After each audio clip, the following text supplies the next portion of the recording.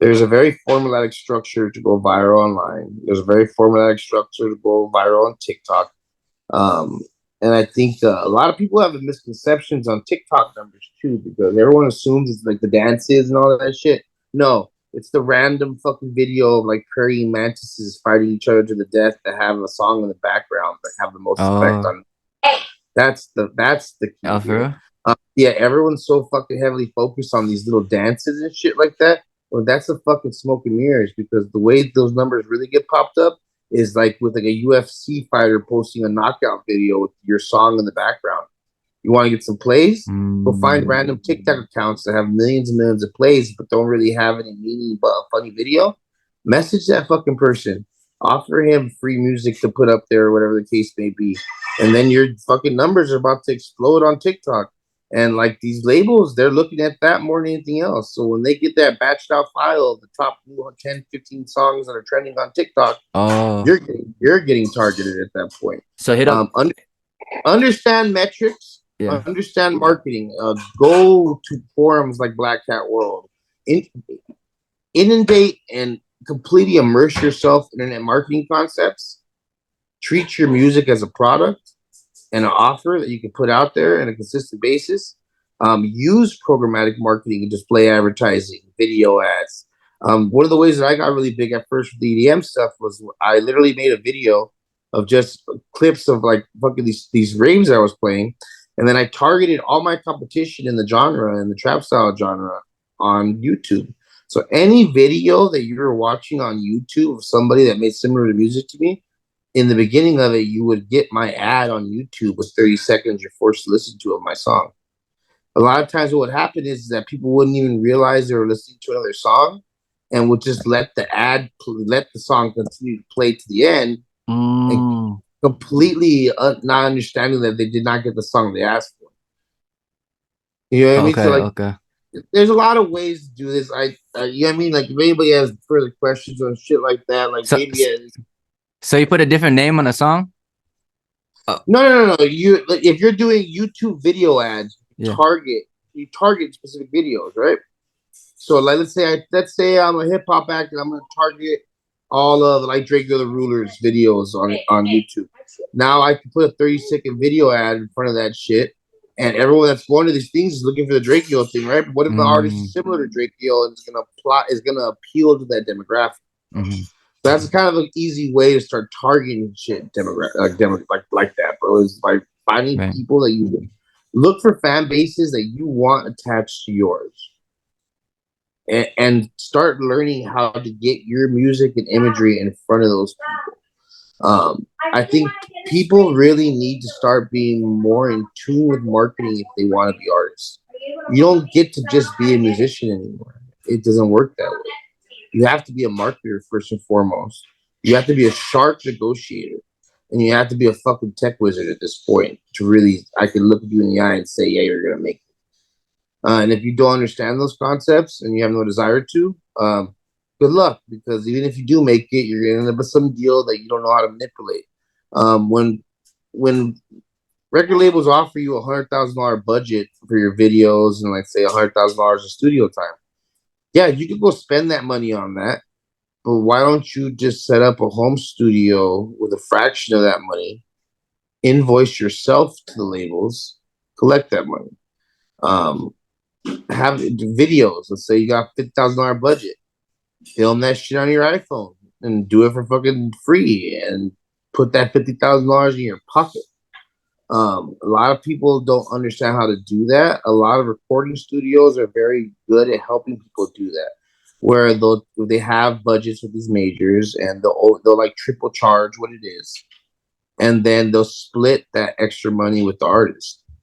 So like, if you want to make money in this shit, like you gotta get a little bit shady. That's why drug dealers do so well in the music industry. Very similar concept. Um, Hip hop artists in general are very good at that. When I was selling a lot of marijuana, most of my clients came from my tour Riff Raff in small cities in the United States and Midwest. Because who throws a mid-level hip hop concert in like Tulsa, Oklahoma? It's gonna be a fucking drug dealer every time, Right. consistently.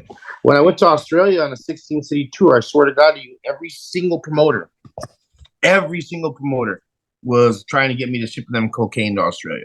And I would just be like, "Are you guys fucking nuts? Like, I'm good, bro. Like, you don't understand, mate. It's fucking like $5,000 an ounce, mate. You gotta understand. Like, and dude, it is because Australia doesn't have ports like that. There's like 2 ports in all of fucking Australia. So like their ability to control what comes in and out is much different than other countries. You know what I mean? But yeah, that's my thoughts there on that one. Yeah. Wait. Yeah. So what else? Well, wait. What did you say about the tattoos? That it's like is blatant or Well, obvious? What would you say? yeah, this is like Sahuditas. You know what I mean? Oh no, Like, no, no, no, the face tats. I said like, what's the reason? face tat. You know what face tats are, bro? You know what they are? Cries for help. 9 times out of 10. But the thing is, too, bro, it's Damn. also like it's a signaling effect to like people that like you're all in. It's like once you get that face tat, like this fool serious. You know what I mean? Like this fool actually wants to get some shit done. I've almost gotten a bunch of face tats. Yeah, You know what I mean? Like, I thought about it. It's like, bro, like for what? Like, yeah. I like to be able to put on a long sleeve shirt, some fucking a suit, and be able to walk into some corporate situations. You know what I mean? Like, you gotta know how to put the costume on, bro. Yeah, exactly. Because I was asking if that's a reason, if a labels try to get people to the black community to not be able to get jobs and shit. No, but I almost feel like these kids do it on purpose so that they start taking it that serious because they know they're never gonna get a job after that. Right. You know that's why I really feel it is. Is there a lot of shady A&Rs and marketing people that exist internally at these labels that are like doing weird shit? Like, yeah, bro, of course there is. But this is the reality: is that the music industry at this point right now isn't what it was before. When they sign you to a deal, and let's say the deal's worth like $1 million, what the case may be.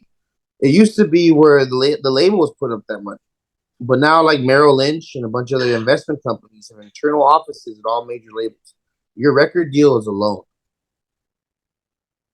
So it's just if Warner signs you to a deal, Warner just took out a loan with the company and is now mitigating their risk financially with you because it's a loan that has stipulations on both ends. You know what I mean? So it just gets real tricky, bro. Like 360 deals.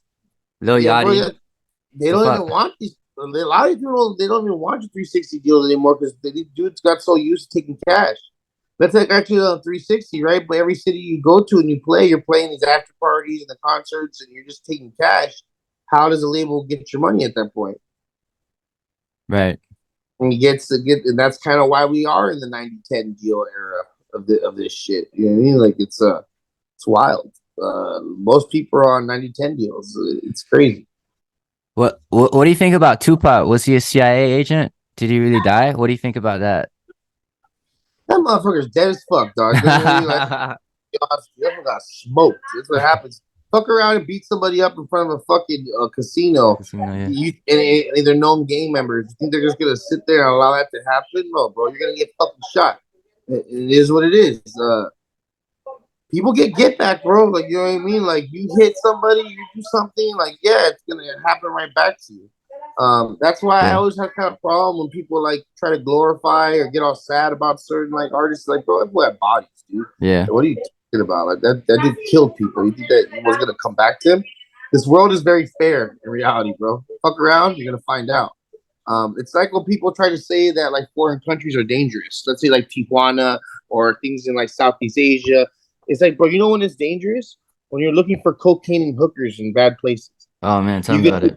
You could do that in any city in the world. Go look for the underworld elements that are illegal things. You're gonna run into people that are willing to do bad things for you. And that just it is what it is. You know what I mean? That's what it is.